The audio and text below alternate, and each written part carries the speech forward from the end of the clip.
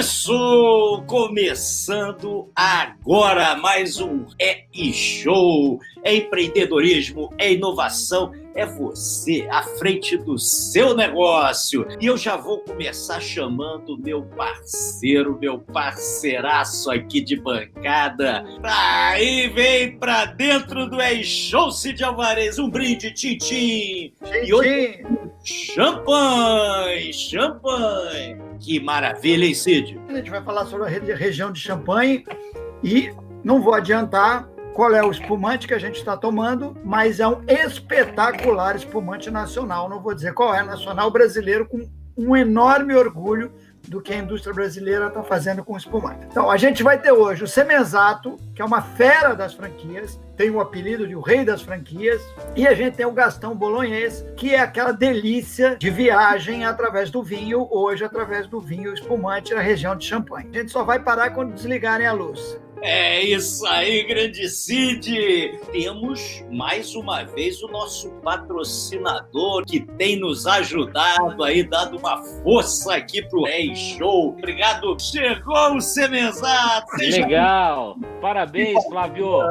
Parabéns por estar fomentando o franchise brasileiro. Estou muito honrado de estar aqui.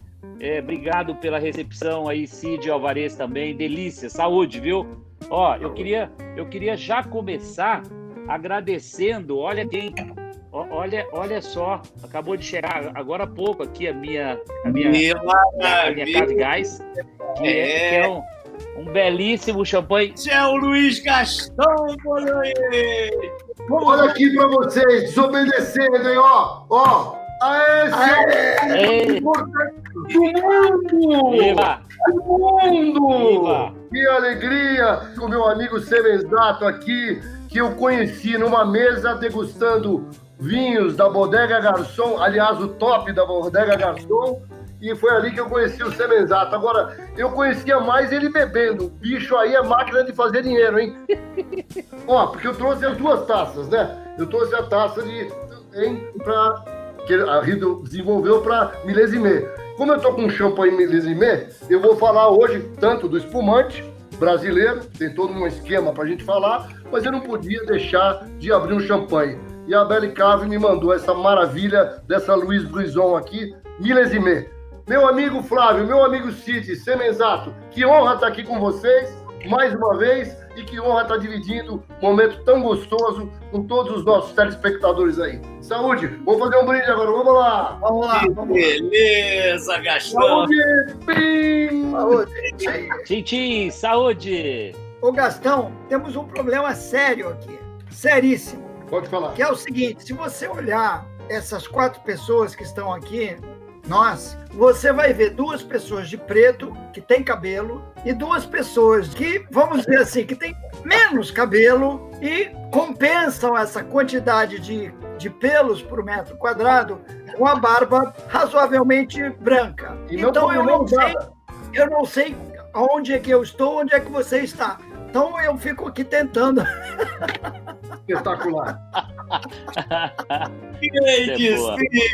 Ô Cid, você já começa já. Você já começou, manda aí. Manda a primeira pergunta. Então vamos lá, Gastão. A gente esteve na Itália, viajamos pela Itália, sensacional. E agora vamos para a França. Dá um panorama geral perfeito de França e rapidamente mergulha em Champagne. Então, mais uma vez agradecendo vocês, que é uma oportunidade única, né? E eu estava comentando com o nosso amigo Flávio que eu acho, tá? Que quem mais ganha em fazer esse tipo de evento sou eu mesmo. Então eu tenho que agradecer mesmo pelo carinho. Por quê? Isso é uma viagem, como você disse, né, Cid? Eu viajo sempre na maionese, eu tenho já o vinho há muitos anos como uma grande paixão. Eu sou realmente um estudioso. Eu diria que eu tendo ser, ou estudo para ser o primeiro aluno da classe. Eu viajei o mundo inteiro, sempre procurando vinícolas, e hoje é um dia tão especial para mim que quando eu escrevia na revista Forbes, eu fiz uma matéria que ela se chamava Por uma Garrafa, e eu vou mostrar a garrafa para vocês agora do Por uma Garrafa. É uma garrafa delícia. Dom Pérignon Enotec, e o ano 1971, que é o ano 1971, que é o ano que a minha esposa casou. E a história é essa, né? Falando da França. Eu tive com o maître de Chais, o maître das adegas da Moët Chandon, e falei para ele, eu quero provar o 71. Ele falou, Gastão, se você for me visitar, eu vou te abrir uma garrafa do 71. Eu pensei que fosse uma garrafa normal, mas ele abriu a Magnum, e isso deu, talvez, na minha opinião, eu fico à disposição para mandar para vocês, talvez uma das matérias mais bonitas da minha vida, porque por causa de uma garrafa, eu fiz uma viagem de 20 dias pela Europa com a minha família. E foi uma das melhores viagens que eu fiz para a região de Champagne. Então, é assim, a França é, na minha opinião, no conjunto da ópera, o país que produz, se a gente for no upper level, os melhores vinhos do mundo, sem desmerecer nenhum outro país, que aí a gente pode discutir custo-benefício, estilos de uva, etc. Mas a França é um país, não como a Itália, ela não produz vinhos em todas as suas regiões, como a Itália, mas ela tem uma quantidade de produção de vinho muito semelhante, sempre brigando com a Itália em volume. E em termos de vinhos de qualidade, né, são verdadeiros ícones, né? Então, se a gente falar de ícone mesmo, e para começar a conversa, Champagne é a região, na minha opinião, que tem um branding, já que eu estou aqui com o meu amigo Semenzato, que não existe. Eu, por exemplo, começo dizendo para vocês assim, eu nunca bebi um champanhe ruim. É a única região do mundo que eu conheço e afirmo isso para vocês. Porque a terra lá é tão cara e o capricho é tão grande, né? De novo, o branding, escrever champanhe embaixo, só os vinhos produzidos naquela determinada região. Ela faz parte da macro-região do Grand Est, que também inclui Alsácia, que é outra região que eu também gosto muito, e a região de Champagne é composta por regiões importantes que fazem esses vinhos. A maioria deles são blends das uvas Chardonnay, Pinot Noir e Pinot Meunier, com destaques em cada uma dessas suas regiões. Então, meu amigo, eu gostaria que você já botasse o mapa, Flávio, da região de Champagne, só para a gente já mostrar um pouquinho da França, vocês já estão carecas de saber, e Champagne é isso, né? Eu sempre brinco. Champagne means celebration, por isso que eu fiz questão de abrir a garrafa para vocês aqui ao vivo em cores. Flávio, desce aquele mapa um pouquinho. Esse mesmo, esse lado direito, perdão. O do lado direito estava ótimo. Esse aí tá maravilhoso, tá? Então, o que acontece? A região, exatamente essa é a macro-região. Tem duas cidades que são importantíssimas. A cidade de Reims e a cidade de Épernay. São cidades que são, vamos dizer assim, Reims a capital. Pouca gente sabe, ou quem não já sabe vai ficar sabendo de novo. A Catedral de Reims é onde os reis de França foram coroados durante toda a sua existência. E é uma das catedrais mais lindas que eu já vi na vida, é a Catedral de Reims. E é lá que tem o maior número de casas de champanhe. Épernay, que é um pouco mais ao sul, também tem uma série de casas, como, por exemplo, a própria Moët Chandon do Dom Pérignon, e que é por lá. E aí tem essas regiões, essas macro-regiões, que são essas 5 macro-regiões que a gente inclui esse Côte de Bar, que eu justamente fiz questão de dizer. Então, só um resumo. Lá de cima, bota um pouquinho só para mostrar ali. A cidade de Reims e de Épernay estão nessas duas regiões, Montagne-Rhin, Val-de-Marne, Côte de Blanc e, por último, a Côte de Sézanne. E para o sul, que é a região da Champagne, é muito grande, tem a Côte de Bar. E a Côte de Bar, por que eu estou falando isso? Porque eu, como falei para vocês, eu estudo muito, né? E nessa região, é uma região menos explorada, principalmente aqui no Brasil, para os champanhes dessa região. Então, eu estive lá no e fui muito bem recebido pela proprietária, e tem três coisas muito interessantes. Primeiro, que é uma mulher que faz os vinhos. Segundo, é uma região onde uma vinícola onde eles só fazem vinhos safrados, que são os vintage, os millésimés, e eles acabaram de migrar agora para ser cultura orgânica, que é uma cultura que ainda não é comum e não é muito difundida ainda na região de Champagne como um todo. Então, vou mostrar de novo aqui só para vocês. 2012, a gente pode falar um pouquinho de safra mais para frente, mas 2012 é uma safra que os grandes champanhes ainda não saíram, né? Por exemplo, não saiu Dom Pérignon 2012, acabou de sair a Cristal, com pontuações, com críticas incríveis. Então, eu estou tendo a sorte aqui. E depois, no final, eu quero falar um pouquinho das alternativas de champanhe, né, Flávio? Para a gente falar um pouquinho que a vida com champanhe é boa, mas existe muita coisa boa, como esse próprio espumante nosso brasileiro, que nós estamos degustando aqui também. Eu tô aqui do meu... Gastão, eu vou ter que sair para fazer uma live agora. Você não sabe, eu vou estar fazendo a live lá com paixão, realmente. mas eu vou estar com o coração aqui. Vamos fazer uma live nós dois, tomando um champanhe, assistindo essa e falando um monte Fechado. de bobagem. Fechado. Você Então, há uma safra Dom Perignon, maravilhosa. Obrigado, Flavinho. Obrigado. Um abraço. Obrigado pelo seu tempo, obrigado pela sua parceria. Obrigado a vocês. Tudo que Obrigado. você aqui com a gente. E quero dizer uma coisa aqui para você, ao vivo, em nome do Cid, do Gastão. Você é show, meu amigo. Obrigadão. Valeu, Semenzato. Um abraço. Vai com Deus, Saúde. Gastão, continua aí. Então, vamos lá. Só para falar, né, de champanhe, né, a gente para sempre para pensar. E nas viagens, né, foi muito interessante que eu fui com meus filhos em 2010. Eles ainda eram pequenos. E a gente fez uma viagem que a gente foi para Champagne e depois fomos para Borgonha. Inclusive, as uvas, né, do Champagne são as mesmas uvas que reinam na Borgonha, o Pinot Noir e o Chardonnay. E na Champagne tem a Pinot Meunier também. Então, o interessante foi isso, que a região de Champagne, que eu já falei um pouco, já provoquei um pouco, ela é de uma aristocracia incrível. É um lugar muito rico. E lá a gente pode dizer que tem dois grandes grupos, né? O grupo das grandes marcas em homenagem ao Semenzato. Eu trouxe aqui tudo para vocês verem aqui. Esse é meu balde de gelo da Moët Chandon. Aí eu trouxe aqui para vocês verem aqui, ó, o meu balde de gelo da Veuve Clicquot. E do sexto homem mais rico do mundo, que é o Monsieur Bernard Arnault, que comprou praticamente tudo. Aí eu trouxe aqui uma casa um pouco menor, que é o Paul Roger, minha mala de vinhos térmica espetacular. Estou com a camisa do mundo, ou seja, eu estou fazendo propaganda da região, de todos os grandes produtores, porque a gente sabe o valor que eles têm.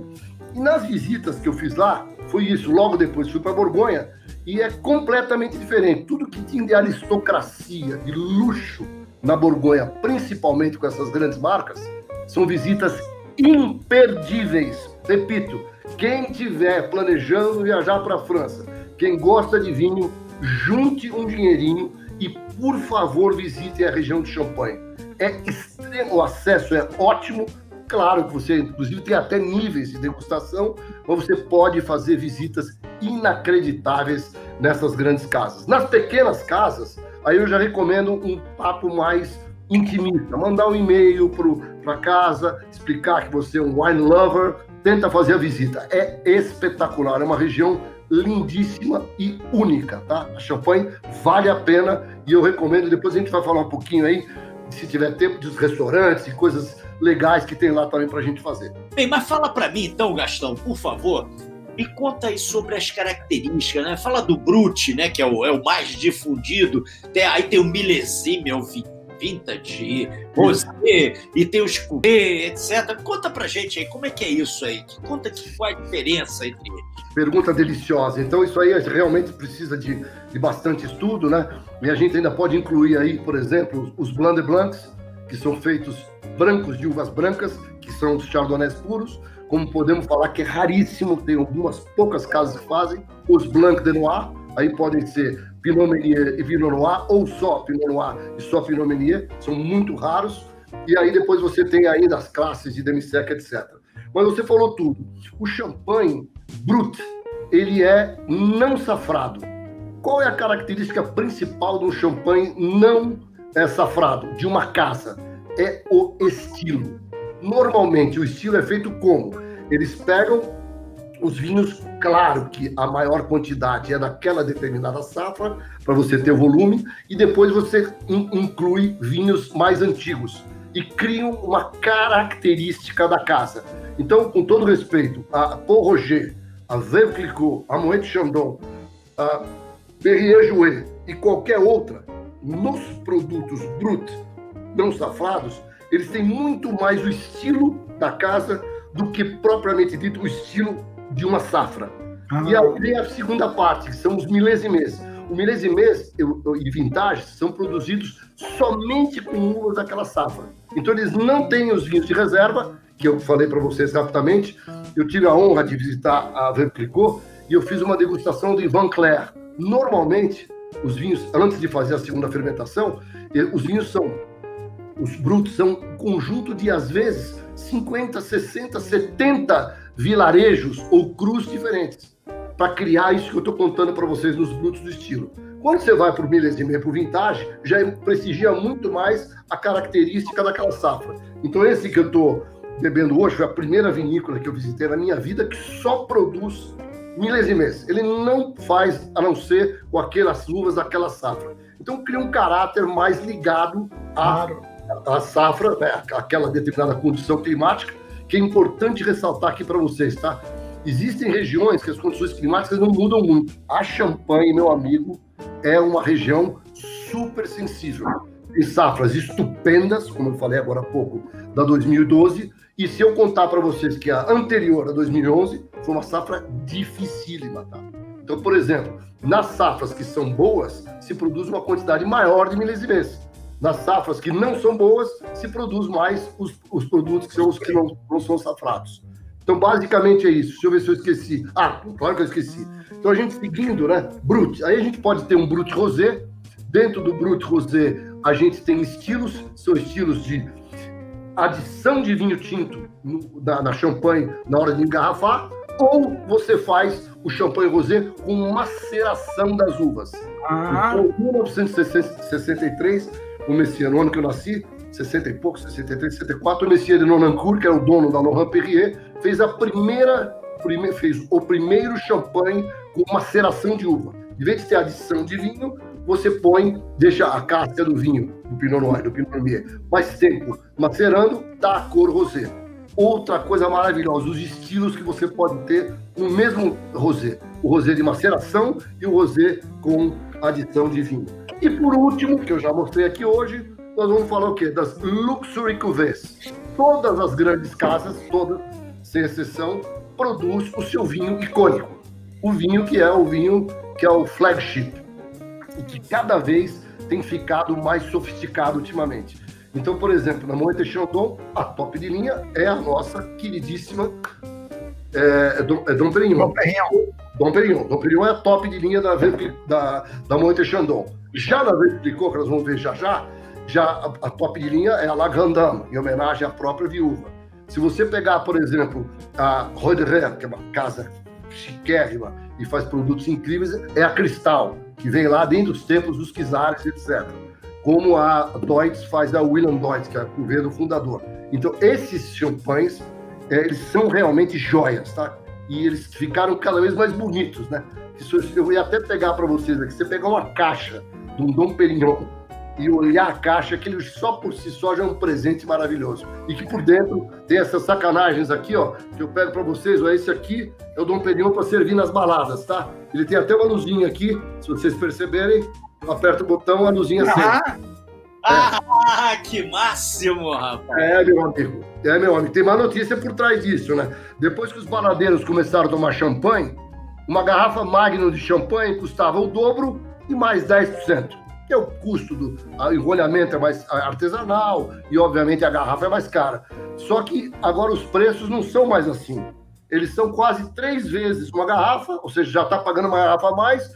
E se você for crescendo nas garrafas, uma garrafa, por exemplo, de 9 litros, que são o equivalente a 12 garrafas, ela custa 24 garrafas. Então ficou realmente para rico e baladeiro tomar as garrafas grandes, que é a propósito, eu adoro, tenho paixão. E infelizmente está ficando mais difícil, porque eu prefiro comprar 3 garrafas do que uma Magnum, que são só 2 garrafas. Então tem um lance, e esse da balada aqui é incrível, porque tem um botãozinho embaixo, uma bateria, e você liga para você fazer. Russos, árabes e companhia limitada. E muito, Cid, nas festas de Nova York, que eu sei, que inclusive muitos filhos de brasileiros abastados gostam muito de fazer a festa com essa. Ela chama-se Luminous.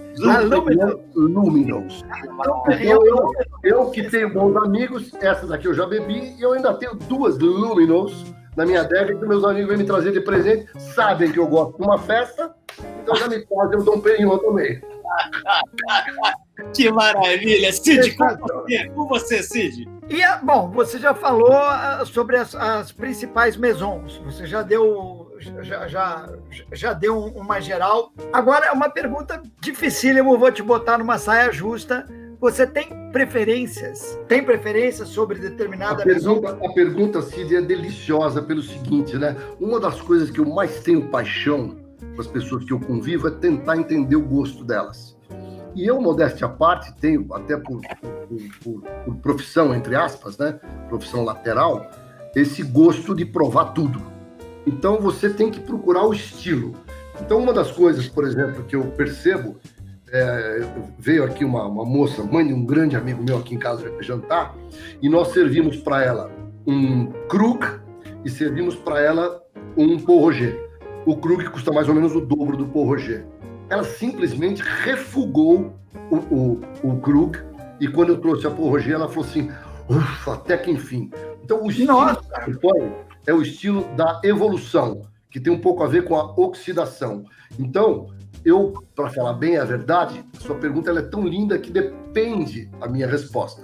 Se você perguntar assim, Gastão, aquele do almoço, que você vai servir, se possível, na piscina ou na beira da praia, eu vou pedir vou preferir um espumante de um estilo mais, como diriam os italianos, mais leggero, não tão intenso, que é justamente mais reconhecido mundialmente como uma bebida de aperitivo.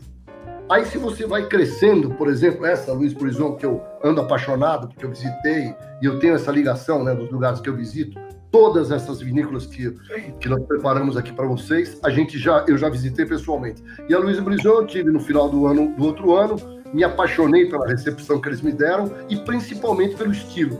O estilo desse champanhe, do Louis Bruison, ele tem uma evolução um pouco maior, e não se esqueçam, vocês são bons alunos, eles são milésime. Então eu já venho provando esses vinhos já há alguns anos. O último foi 2008, que eu provei, depois foi penúltimo, né? Depois veio o 2010 e agora veio o 2012. E sempre, eu diria que ele tem um corpo a mais, e ele ficaria como um grande homem que aprecia a ópera também, ele fica no intermédio entre um vinho leggero, que é aquele mais fácil, que você vai tomar na beira da piscina, já com um pouco mais de corpo. Então, eu acho também, Cid, que a gente passa por ciclos. Eu já passei por vários ciclos. Hoje, o meu ciclo de champanhe é um ciclo de champanhe com um pouco mais de corpo, um pouco mais de vida, um pouco mais de vida do que os outros. Agora, eu, para te falar a verdade, adoro, como falei logo no começo, se existir escrito champanhe, eu vou repetir para vocês, talvez eu seja um cara que honre o meu nome, seja o Gastão, o homem da sorte. Eu nunca tomei um champanhe que eu não apreciei, nunca. Eu estirou, está um pouquinho mais seca, ela está mais ligeira, ou essa aqui tem mais cor. É impressionante. Então essa é a resposta do básico. Quando você chega nos sonhos, o sonho, sem dúvida nenhuma, esse champanhe foi o melhor champanhe que eu tomei na minha vida inteira, e ele é mundialmente conhecido. 1971 foi uma safra extraordinária, tá? E isso aqui foi um negócio que não dá para esquecer. Inclusive, eu vou falar mais adiante do restaurante em que eu consumi essa garrafa. Eu, o Monsieur Richard Courfoy, que acabou de se aposentar ano passado, e a minha esposa, tá? Então foi uma maravilha para 3 pessoas. E você sabe o que o Winston Churchill dizia da garrafa Magnum? Vocês tinham que saber, porque foi uma das jogadas mais maravilhosas. Ele disse a seguinte entrevista: eu acho que a garrafa Magnum tem um tamanho ideal para quando 2 pessoas vão jantar, desde que só uma beba. Repete aí. Desde que só uma beba, ou seja, uma Magnum serve para 2 pessoas no máximo no jantar, só que só uma pode beber. Uma garrafinha de Sensacional.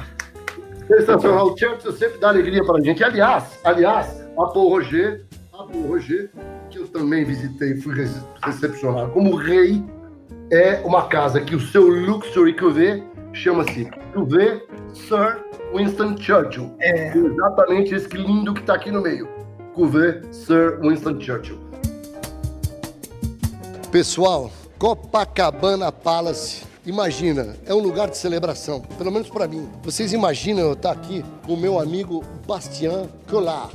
O Bastien Collard é sobrinho de um outro grande amigo meu, grande Hubert de Bille, que me recebeu quando eu visitei Epernay como um rei. Uma das poucas vezes na vida que eu me senti rei. E agora o Bastien está aqui no Brasil para mostrar esses exemplares da Pau Roger aqui para nós, terrenos.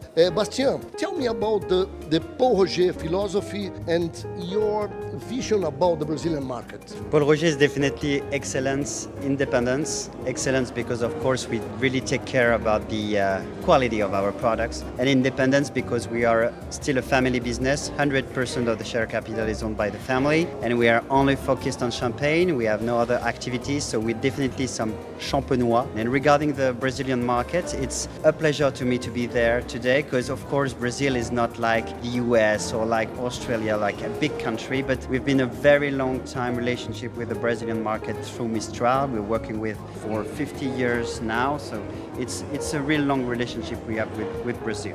Fantástico, pessoal. Ó, ele passou assim de maneira muito elegante, dizendo que eles são uma família de vinhos. E só para contar para vocês que vocês são meus seguidores, olha, eu fui lá visitar o Grahams, tá? Fui visitar a Pau Roger. Eles fazem parte de um grupo chamado Primum Family Wines, que é uma família gigante de, acho que são 15 produtores que se unem para o quê? Para desenvolver cada vez mais o mercado do vinho. Então é um prazer muito grande conhecer o Bastien hoje aqui e eu vou provar a 2015. Vocês lembram desse champanhe? Quero ver se vocês lembram. Foi esse champanhe que eu comemorei os meus 50 mil seguidores. Saúde, pessoal! Esse talvez um dos Luxury Cuvées mais espetaculares. Então, respondendo a tua pergunta, né, que eu brinco, né, se for Gastão, se você for condenado à morte, o que você vai beber? No caso dos champanhes, eu diria que tem um empate técnico entre o Cuvée Winston Churchill, da Pau Roger, Dom Pérignon e, por último, a mais charmosa de todas, que é a Salon. A Salon é uma casa que eu visitei, também fui recebido como um rei, e a Salon é um projeto de um bilionário que só fazia o champanhe para servir no rooftop lá daquele restaurante famosíssimo de 20 anos atrás, o Maxime de Paris. E depois todo mundo que foi lá começou a entender que aquele champanhe era um champanhe realmente espetacular. Aí o Monsieur de Nonancourt, que é o dono da Laurent Perrier e dono da Delamotte, comprou a Salon. E eu diria para vocês que ela é, dentre as Luxury Cuvées, a Salon é o champanhe mais espetacular. Então, dos dois champanhes que eu bebi na vida, mais impressionantes foi o 71, Dom Pérignon, e o 96, que é o Salon 96. Chama Cuvée S. É só um champanhe. Eles só fazem um champanhe, um vinho. Sensacional. Sensacional. Depois a gente tirar o fôlego. Como é que harmoniza melhor o champanhe? Mas com o quê? O champanhe é um coringa mesmo ou não? Conta pra gente. Pergunta maravilhosa. Presta atenção, meus amigos, é o seguinte: única bebida que pode ser servida end-to-end numa refeição é o champanhe. Eu diria que se você souber fazer com brancos, dá, mas vai fazer falta para harmonizar com branco uma carne, por exemplo, mais intensa. Então, se você pegar tudo que nós discutimos de champanhe, quisermos fazer um jantar, uns 5, 6, 7 pratos, e só servir champanhe, você vai fazer um sucesso. Então, o champanhe é realmente um coringa. Mas, generically speaking, é excepcional para a entrada. Ou seja, na minha casa aqui, eu gosto muito de receber os amigos, temos confrarias, etc. Não há a menor hipótese de não ter um champanhe para começar a conversa. Não há a menor hipótese. Claro que às vezes eu posso, nós vamos falar mais tarde, alternar por um bolletini, um espumantezinho de outro país. Mas tem que ter bolinha na entrada. E dependendo das harmonizações, que são algumas delas clássicas, né? E aí, de novo, vai de gosto. Por exemplo, tem muita gente que gosta ostras com champanhe, caviar com champanhe. Eu, por exemplo, amo de paixão homard, lobster. Homard é aquela, né, azulzinha, e mais a nossa lagosta, etc., com champanhe. Principalmente se for uma lagosta ou um homard feito na manteiga, etc. Dá uma combinação maravilhosa. Já não recomendo ir com a Brut. Já acho que com uma lagosta com mais corpo, temos que botar uma milésime ou até uma Luxury Cuvée para acompanhar. E eu, quando tive a honra de visitar lá Veuve Clicquot, no final, o rapaz, eu fiquei hospedado na Maison de Marque. A Maison de Marque é nas costas da Catedral de Reims, um dos lugares mais espetaculares que eu visitei na minha vida. Ele, no final da refeição, nós saímos da mesa, uma refeição só para nós, só para mim e para minha esposa, e ele decantou uma demi-sec. Então foi a primeira vez na vida que eu vi um champanhe ser decantado. Uau! E isso é um champanhe que tem uma graduação de açúcar, e a gente comeu a sobremesa no sofá, e depois ainda rolou um charuto ainda pra gente. Então, a versatilidade dessa bebida, que é, para mim, uma das mais espetaculares e mágicas de todo o planeta. Maravilha. Ô, Gastão, e restaurante? Restaurante na região? O pessoal tá perguntando. Aí você maltratou. Então, essa camisa que eu estou fazendo propaganda da Muna aqui, sem ganhar nada, porque eu comprei essa camisa na minha primeira visita à região de Champagne, 1999, o ano que o meu segundo filho nasceu. E nessa ocasião, e to date, eu fui só em restaurante 3 estrelas do Michelin. Isso já faz muito tempo. E de todos os restaurantes 3 estrelas do Michelin, de todas as regiões que nós visitamos, notadamente Bordeaux, Borgonha, Champagne e Paris, a melhor experiência enogastronômica de todas foi num restaurante chamado Le Cahiers de Gérard Boyer, que fica no coração de Reims. Então é um lugar que infelizmente ele está aqui, inclusive quando eu cheguei lá tinha um helicóptero parado nesse gramado aqui. É uma experiência assim inacreditável. Infelizmente o Gérard Boyer, que na minha opinião, to date, era o cara mais espetacular, porque foi a melhor experiência que eu tive, e depois ele se aposentou. Então o restaurante dele, que tinha 3 estrelas, perdeu as estrelas, etc. Recentemente eu tive lá, eu diria que não estava da mesma forma como estava em 1999, mas eu tenho certeza de dizer que é um ícone o lugar, é um templo, é La Chateau, você pode ficar hospedado lá, eu não fiquei, mas é uma coisa sensacional. E dessa viagem que eu contei, que eu fui com meus filhos em 2010, nós ficamos hospedados num hotel chamado L'Assiette Champenoise, e no L'Assiette Champenoise, que é onde eu degustei o melhor champanhe da minha vida, com o maître de chai da Moët Chandon, que debaixo dele ele só tinha 11 enólogos trabalhando ali com ele, e ele faz o Dom Perignon. Ele era um médico, inclusive. E nós tivemos um jantar na véspera do aniversário do meu filho. E o restaurante, o nome do chefe chama-se Restaurante L'Allemand. L'Allemand é dentro do Assiette Champenoise, e a gente jantou lá no dia 8 de janeiro de 2011. E aí o aniversário do meu filho era dia 10. Aí eu falei, filho, o que você quer de aniversário? Ele falou, pai, eu quero jantar aqui de novo. E infelizmente o aniversário dele caiu no dia que o restaurante estava fechado. E aí foi uma coisa maravilhosa, que nós fomos visitar a Casa Deutz, que é de propriedade da família também lá da Roderer. E a família da Deutz nos recebeu, fez um almoço para o meu filho no dia 10, e nós fomos jantar num restaurante vizinho, também atrás da Catedral de Reims, que chama-se Le Millénaire. Esse eu não sei se está aberto ainda, porque da última vez eu não fui. Mas foi uma delícia também, foi um negócio inesquecível. Agora, o que é mais legal, só para lembrar, Flávio, eu fui na própria avenida principal, eu fui num lugar chamado Brasserie Flot, em Reims. E fica em frente a um parque. Foi uma das coisas mais deliciosas, aquele negócio despretensioso, você sentar num final de tarde e tomar uma bela taça de champanhe. Então, eu diria o seguinte, quem quiser ir para o champanhe, quiser me mandar no meu direct do Instagram, eu posso dar, inclusive, mais dicas, mas eu já dei as principais, as macros aí, de um lugar que eu realmente amo de paixão. Olha, deixa eu dar uma dica também olha, o restaurante não é 3 estrelas, mas é 1 estrela só, que é esse Royal Champagne Hotel e Spa. Olha, espetáculo, viu, Gastão? É um hotel extremamente moderno, é bonito pra caramba. Lindo, olha isso. Vou lá na próxima vez. Isso fica lá em Epernay. Cara, tá vendo? Em outro lugar, é isso mesmo. Espetacular.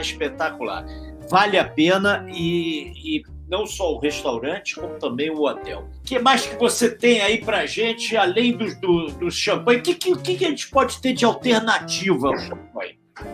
Então, isso que eu falo pra vocês. Você imagina, eu fui. É tudo segredo, né? Mas eu tenho aqui uma geladeira minha, exclusiva, só com vinhos brancos, espumantes e alguns espirituosos que você tem que tomar gelado, como Porto Branco, como um Jerez, como uma manzanilla e coisas assim. Eu fui lá na geladeira, tirei, estavam até climatizados aqui, e eu peguei 4 representantes, que vou mostrar a garrafa fechada, e dizer que nessas vinícolas eu também visitei, porque eu também tenho paixão. Então, o primeiro é essa maravilha que nós degustamos da nossa última vez, que é a da casa Gais. O Gais é um chileno que está no Brasil, acredite se quiser. Eu visitei ele em 1997, pela primeira vez, quando eu fui o executivo da IBM no sul do Brasil. e de lá para cá eu diria que já era o melhor espumante brasileiro e continua sendo o melhor espumante, na minha opinião. E aí vem a sua pergunta maravilhosa, o seguinte: o que o Brasil tem de melhor são os espumantes. E aí a gente tem os espumantes como esse, que é método Champenoise, como temos outros métodos Charmat, que também são deliciosos.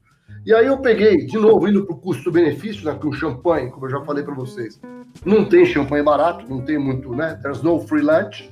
Então a gente, obviamente, pro dia a dia vai pegando. Aí eu peguei aqui um espumante, um Vouvray, da Vignoble Briseberg, que é uma região que eu tenho paixão, que é a região de Vouvray, às beiras, né, à margem do Rio Loire, pertinho da cidade de Tours ali, que é uma cidade principal onde passa a autoestrada, e é feito com a uva Chenin Blanc. E esse, vocês fizeram uma pergunta, é aquele leggero, sabe? É um vinho, é uma delícia para você tomar bem gelado num dia quente, seja preparando um churrasco, seja na beira da piscina, seja num dia quente na sua própria casa, como aperitivo. Eu adoro esse vinho. Também é a importação da Belle Cave que eu conheço.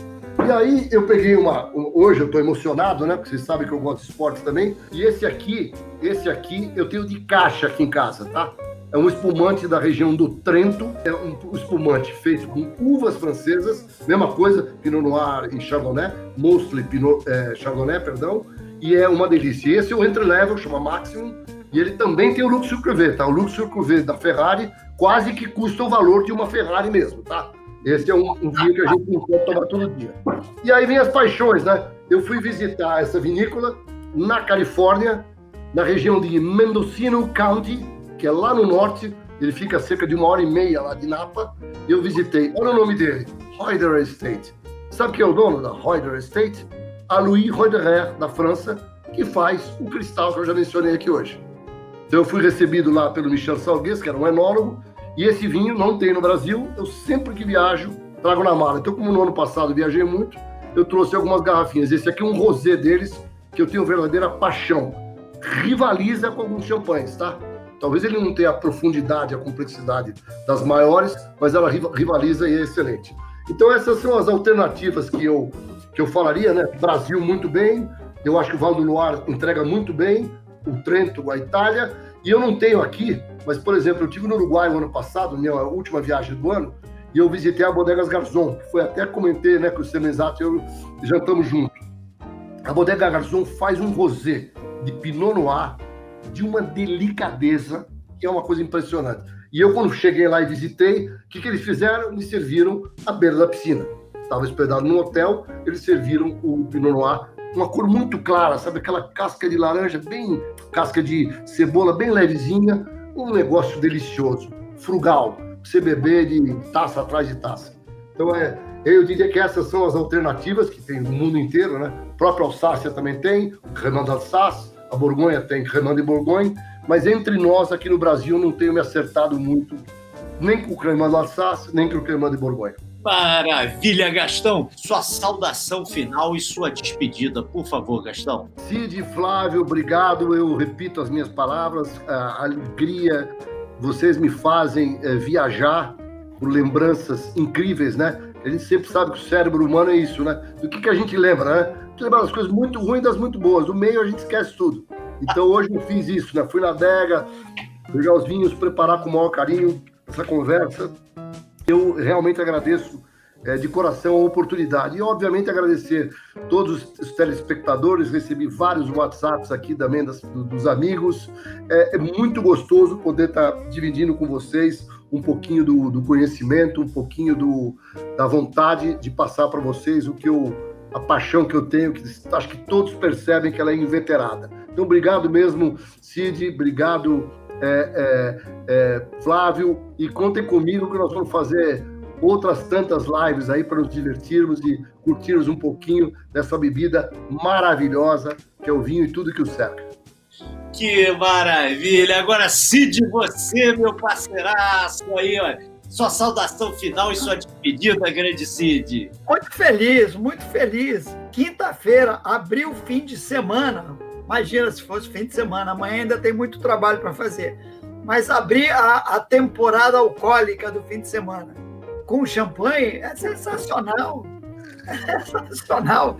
E ainda com, assim, absolutamente entonado com o Gastão, assim, somos, assim, há um mimetismo total. Assim.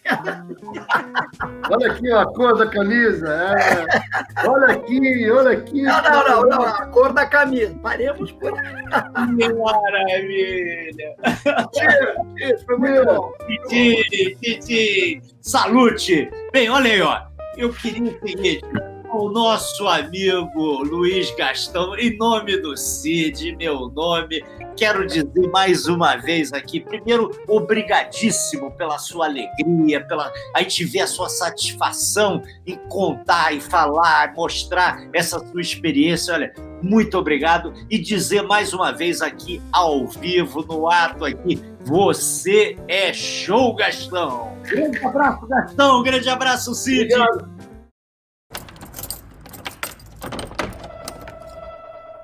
Dans une vie de dégustateur, à un moment donné, on déguste une bouteille et on se dit c'est ça qu'il faut faire. Ça, c'est le top. Le concours avait lieu à Paris, à la porte de Versailles, et j'ai téléphoné à ma mère. On a la médaille d'or. Voilà.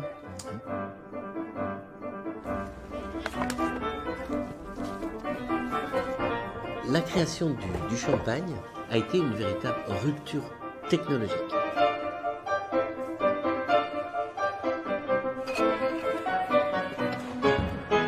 C'est une passion, c'est un puzzle.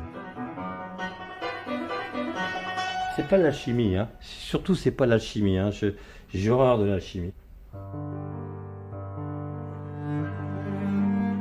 Tous les 25 ans, il y avait une guerre. Nous sommes un peuple marqué par les guerres. C'est l'année de toutes les peurs.